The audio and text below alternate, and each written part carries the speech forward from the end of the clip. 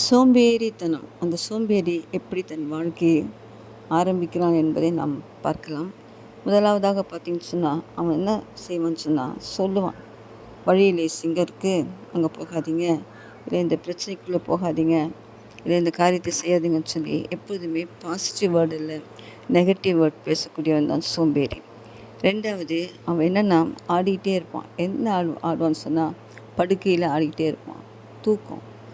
தூக்கத்துட்டு அவனால் எழும்புவதற்கு விருப்பமில்லாத ஒரு நிலைமை. சோம்பேறி எப்போதும் தூங்கிட்டு இருப்பான், எழும்ப மாட்டான். மூன்றாவது பார்த்திங்கன்னா, அந்த சோம்பேறிக்கிட்ட சாப்பாடு கொண்டு வச்சாலும் அந்த சாப்பாடு எடுத்து வாயில் வச்சு சாப்பிட்றதுக்கு ஒரு சோம்பல். அப்படிப்பட்ட சோம்பேறிகளாக இன்றைக்கி இருக்கிறாங்க. நாம் அப்படி இருக்கக்கூடாது. நாம் சுறுசுறுப்பாக பிள்ளைகளாக மாற வேண்டும்.